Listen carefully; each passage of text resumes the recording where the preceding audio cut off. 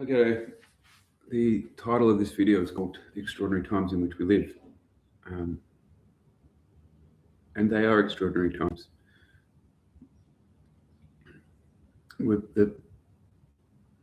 There's been talk about these times since the beginning of time, and that's how extraordinary they are.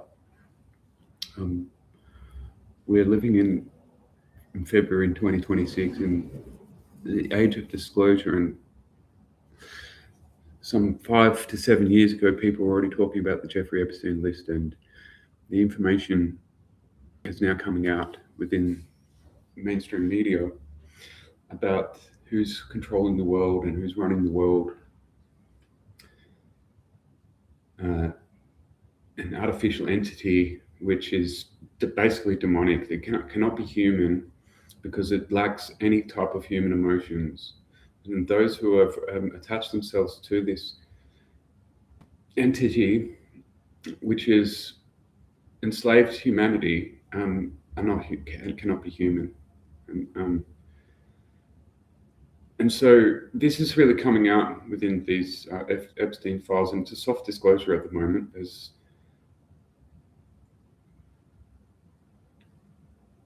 While some people may be shocked at the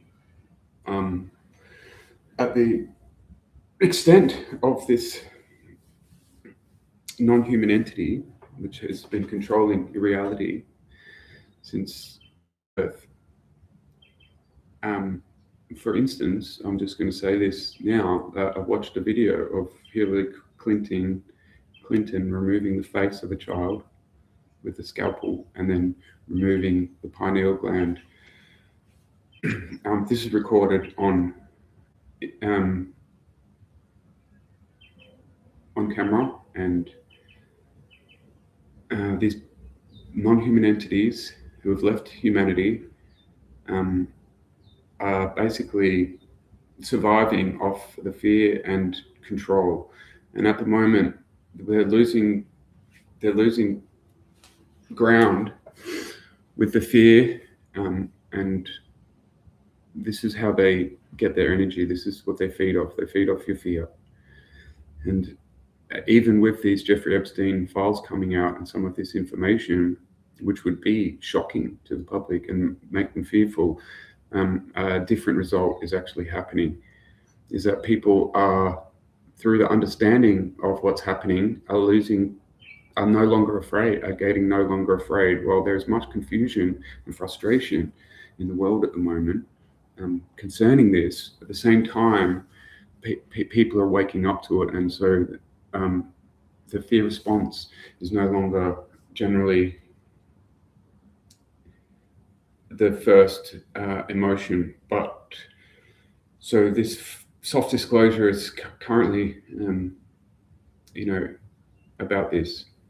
But in any event, due to the accumulation of all world events, including the wars and Israel's part in this, which plays a very heavy part within the Jeffrey Epstein files,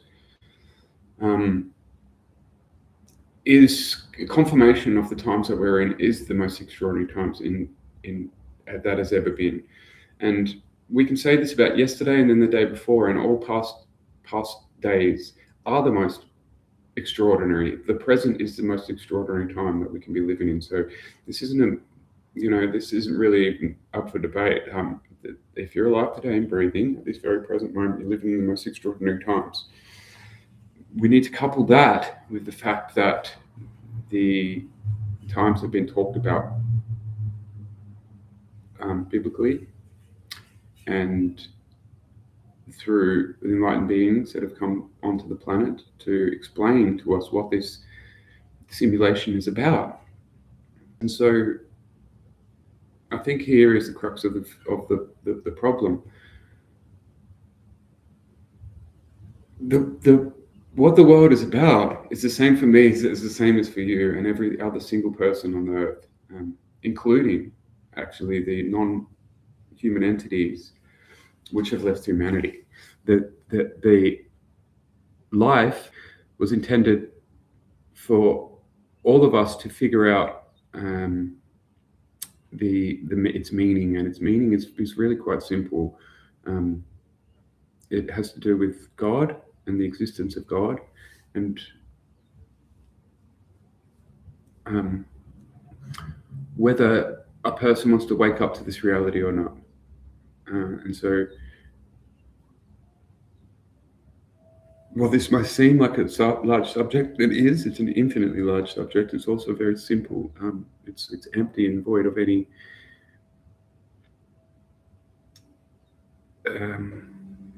information. There's really no single piece of information that will be able to lead a person towards this ultimate reality that God exists, and all life and everything in the world was a creation of God, including the non-human entities, right? And this is a big revelation, but essentially everyone has to work this out for themselves. But for myself, in these extraordinary times, I would like to just talk briefly about 3 events which led me to the understanding of this ultimate reality. And I want to give thanks again to the witness, King Lakeford, who was able to, in his manner of plain talking and truth telling, was able to wake me up to my true potential, which is constant and ongoing. Actually, a person doesn't be woken up into their primordial state and then just beam off in a beam of light back to be with the maker, the creator. It doesn't work like that. We're still in this body, and we're still in this dual reality of good and bad coexisting together. It was more of a understanding that both these forces live within inside a human being, and we can attach ourselves to either one, right? If I wanted to be evil, I can be very evil. If I wanted to be good, I can be very good. And there's nowhere really in between, except to attach yourself to the Most High. And in saying that, I've had a most fulfilling life, and it's been a roller coaster of ups and downs. It's been ultimately extraordinary, every moment of it, even the pains and the passions and the sufferings which I have endured, like most people on planet Earth, have been most profoundly beautiful in the end when coming to this ultimate reality and overcoming duality. And so, despite of my long life, at the moment I'm 44 years of age, I'm going to, and I've had children, I've had loves in my life, I've done a lot of things. I've been in prison over 10 years now, and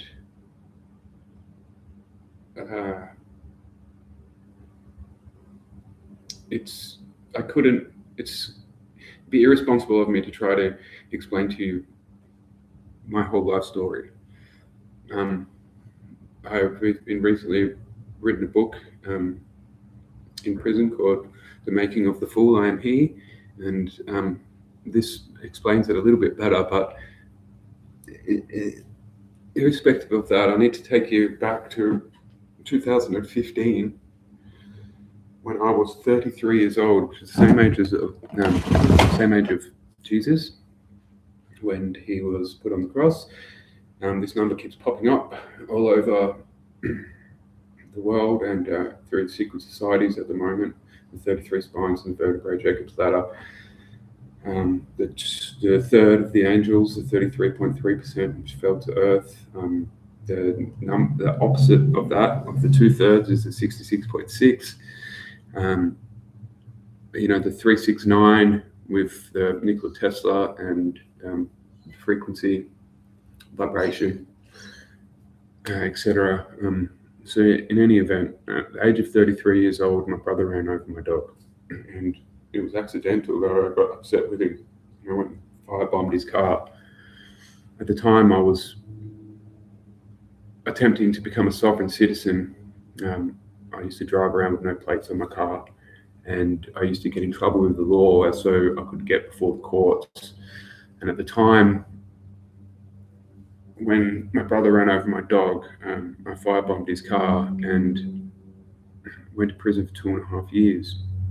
Though I had already been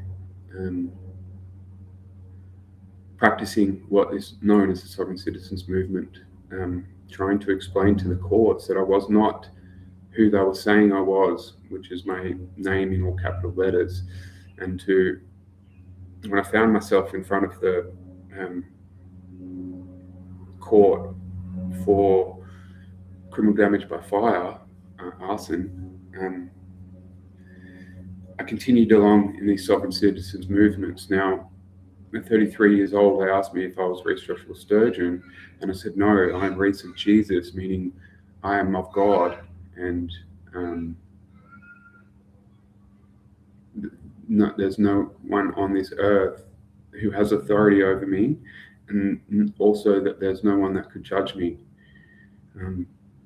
Basically saying that I've already been prejudged, and that I've attached myself to the Most High.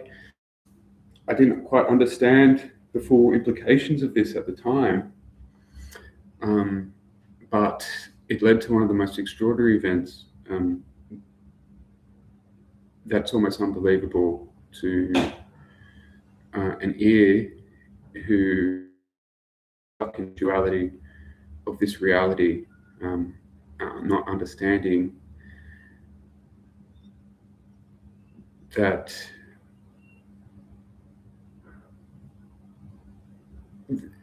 any authority on this earth is artificial.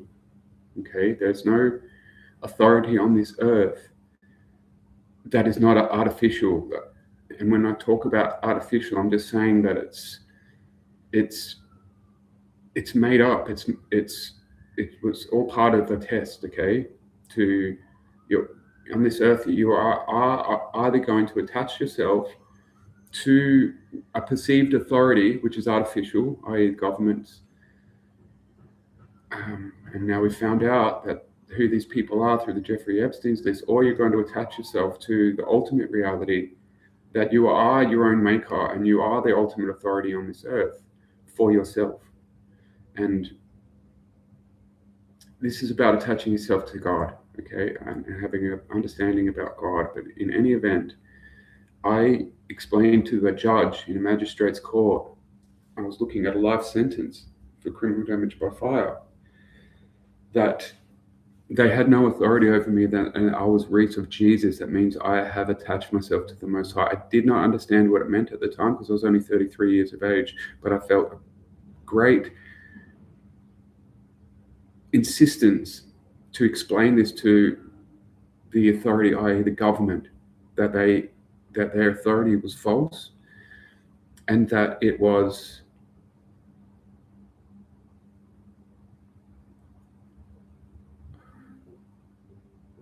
incorrect, false and evil, right? Anyone to claim authority over another person. And so when I said this to the judge, and this is all transcribed in the court case, the judge said, okay, Reese, and she called me by my common name instead of Mr. Sturgeon, which usually the court will do.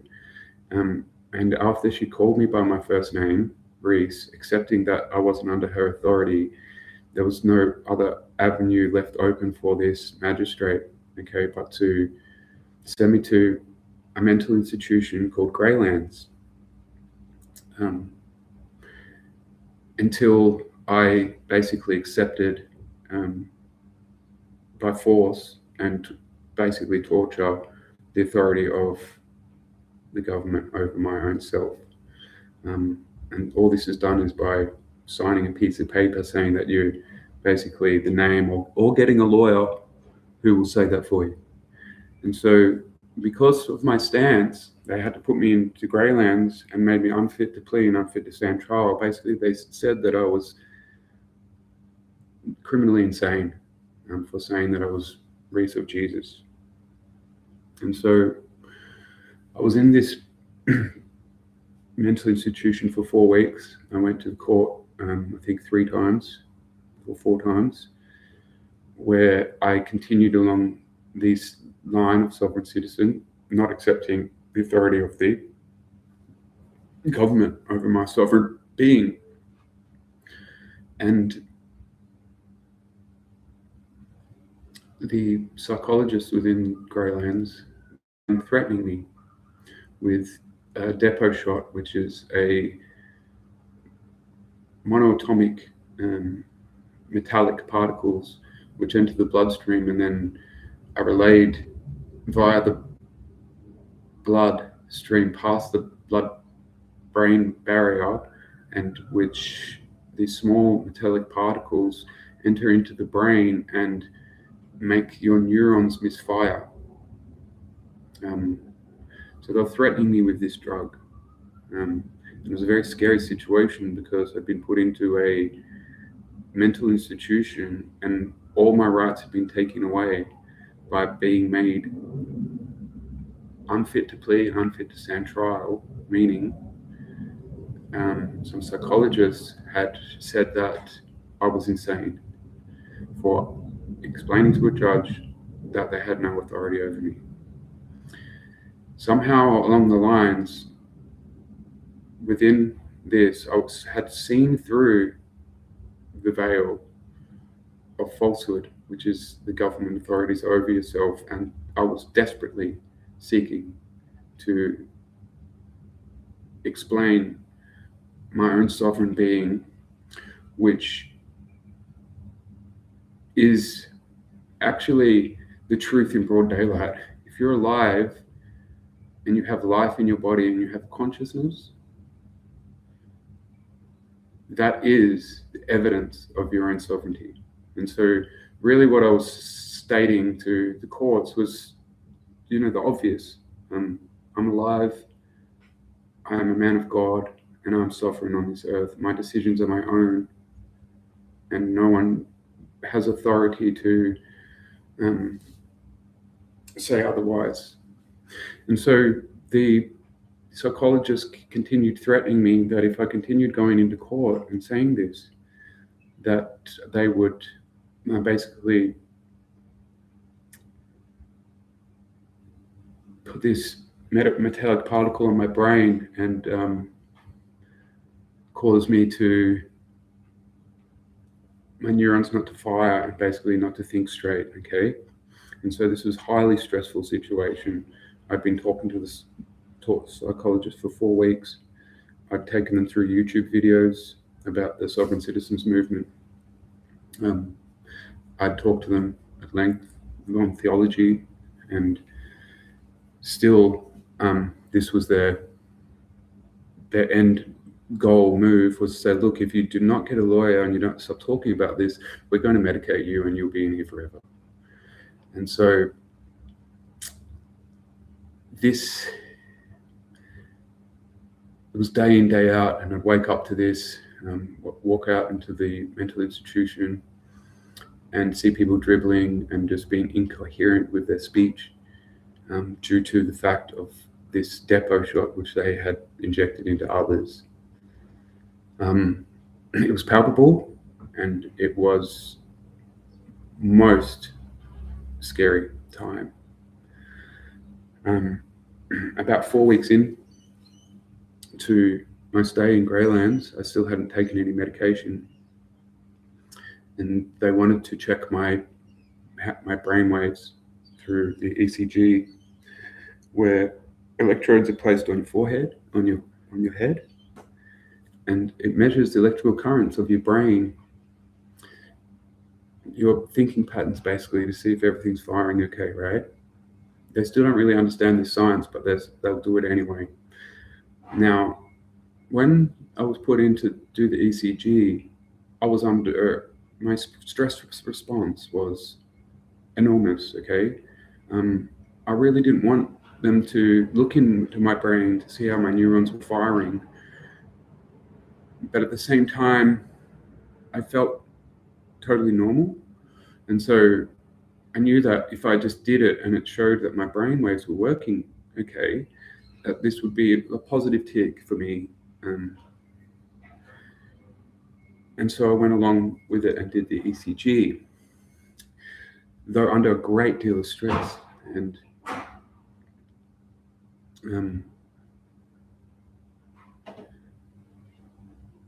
they put the electrodes on my cranium. And before they turned the machine on, they explained to me what it did. And we were measuring my brain waves and the neurons that fire in between. And it basically was going to give a map of how my left and right side hemispheres were working, and under questioning how my brain reacted to those questions. And they said, look, to relax. They asked me to relax before they turned the machine on. And not to think of anything. That was their exact words. There was 3 white coats in the room who were watching the ECG and monitoring me. And after they said to relax and not to think of anything, I did exactly that. I went into a meditative state under a huge amount of stress and under the neon lights within the hospital setting in front of 3 white coats, doctors, who were professionals at studying people's minds, okay, especially through this machine, the ECG. And so I went into a meditative state and they turned the machine on, and they were perplexed when they turned the machine on. They asked me if I was awake, and I was in a meditative state and heard them talking, and I said, yes, I'm awake. And they said, well, it's the most strangest thing because it says here you're sleeping. I had blanked my mind and I'd looked into the blackness of my mind in a meditation, and it said that it was my subconscious brain, and that there was almost no neuron waves in this meditative state. It's called REM. They said I was in REM, which is a deep sleep, but I was fully conscious and I was in a meditative, stress-induced meditative state. And I had spent, at this stage, I'd spent a long time in prison, staring at 4 walls, okay, and trying to overcome my own brain. And somehow along those lines, my brain had already rewired without even me knowing, okay? Meditate with the best of meditators, okay, in the most stressful situations. I could control my brain. This was already shocking to the doctors. And they asked, how was I doing this? Being able to converse with them, yet remain in a subconscious brain. And so I told them, I said, you told me to stop thinking. You said, don't think. So I stopped thinking. But still, as I was saying this, I was still in a meditative state of REM. And this was already shocking to the doctors who were involved in studying the neurons and the pathways of my brain. Then the most extraordinary thing happened that not many people are going to believe, but this is documented with evidence in my files, which were fabricated by several doctors, okay, who are the same people who work for the Jeffrey Epsteins and who are trying to have authority over mankind, okay. It is documented in their own documents, the following, what happened. And it is extraordinary. And I didn't understand the implications of what I had done until much later, until I met Kim Lakeford, or listened to Kim Lakeford, the witness. who I talk about at length, and you can go and have a read of his videos, which are being suppressed at the moment. So the doctors in the white coats asked me, they said, Reese, if you're not thinking of anything, we've asked you not to think. Can you think of something? And in a meditative state, I unconsciously or consciously actually began raising my energy levels from the bottom of my feet into my head, where the ECGs were, the electrodes were attached. Okay, and during my meditative state, I brought that power up until it got closer to my heart. And when they asked me to think of something, I thought of sending all the energy that I had up into my brain to create light. At this moment, when I actually, the thought came through and I pushed that energy into my brain, what happened next was shocking. The ECG screen lit up like a poker machine, right? A pinball machine. Ding, ding, ding. The lights, it exploded with light. Every single electrode that they put on my brain registered an immense amount of energy. And it lit up the screen like a Christmas tree, okay? But it showed that I used 100% of my brain for a very short period of time.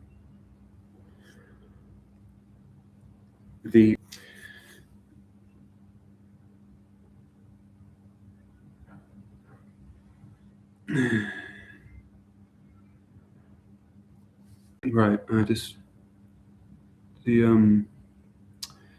sorry, there's just cut out for a small second at 11:11 here in Perth.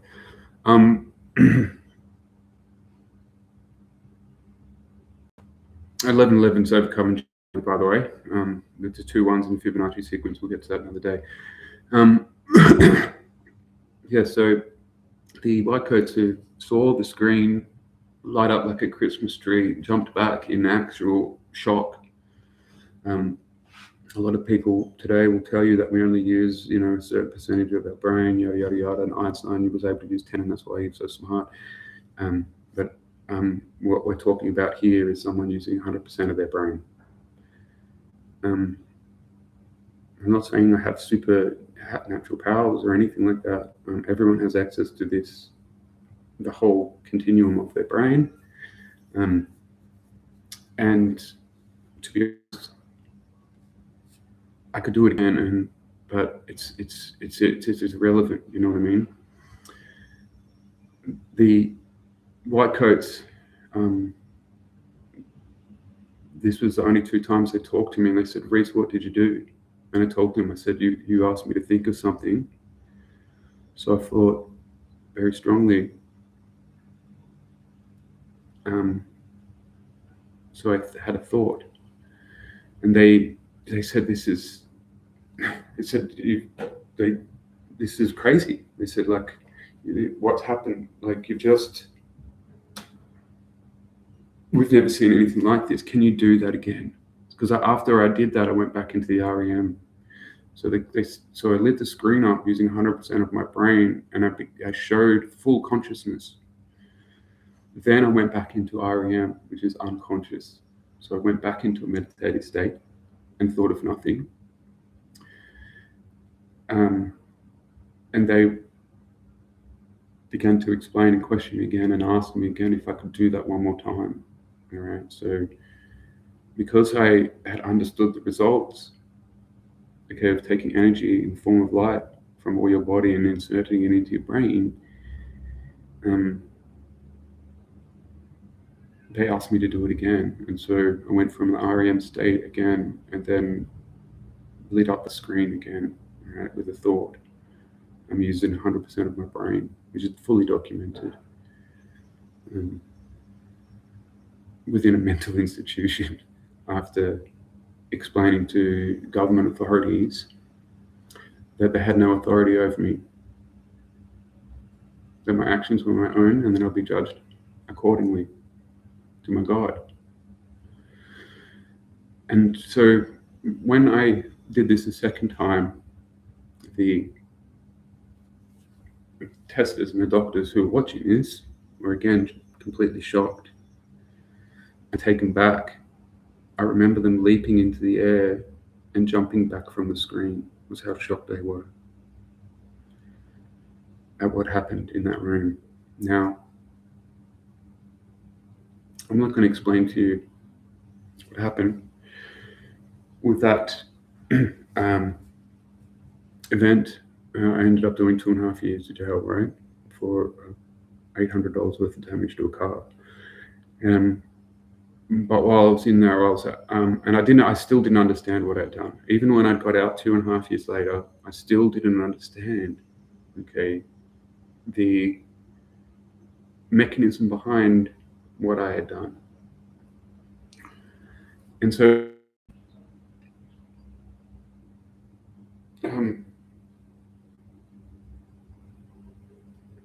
it took me a while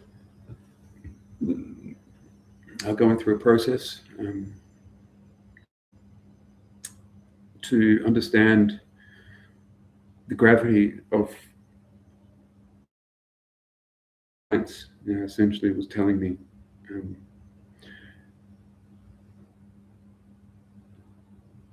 which was,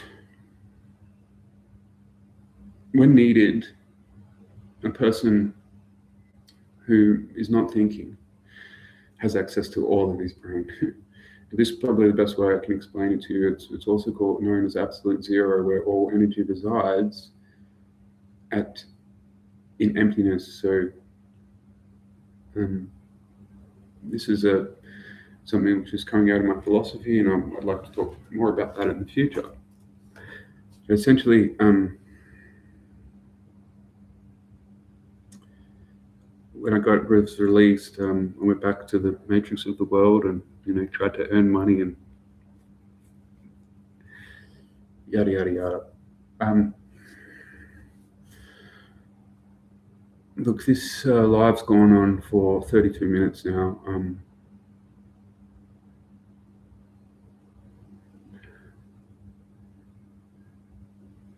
I'd like to just leave it there at 33 minutes actually, and might get back again and talk to you about the next extraordinary event which happened in my life, which led to the ultimate reality, which is what everyone in the world should be seeking for, is the answer to the ultimate reality. The ways about getting there are also infinitely different, though the destination is still the same. To understand the ultimate reality of the earth, of the universe, in fact, is not even a word. There's nothing to really point a finger at and say that is the ultimate reality. But it is the ultimate. It is the only reality that anyone can come towards. So we're all moving towards this, and I'm hoping that this story will help others to move towards their own ultimate reality, about the true nature of the realm in which we live and the extraordinary times in which we live. We are running out of time for this, and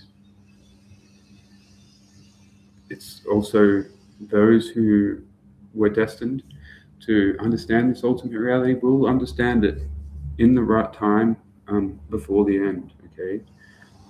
And those who won't will not. And so this is beyond my control. But I'm being called to make this video for others, so that if the one person can attach to it and try to understand what I am alluding to, it's just one more piece of infinite, what I'm putting out on the internet at the moment, just a small part in someone else's infinite journey. to bring them towards the ultimate realization that your primordial state is in emptiness. Okay, it is without emotion. It is without thought, without wisdom, experience, and knowledge. It already exists there. Infinite amount of positive energy is available to you when you stop worrying and stressing about it, right? And so this was the first extraordinary event that happened to me in my life, which started to wake me up, even though I didn't understand it at the time, towards this ultimate reality. And I hope that others can come. I hope that someone listens to this and helps them on, it's helpful on their journey towards coming to the gnosis, the knowing of this ultimate reality. And thank you for your time, and I'll catch you on the next one.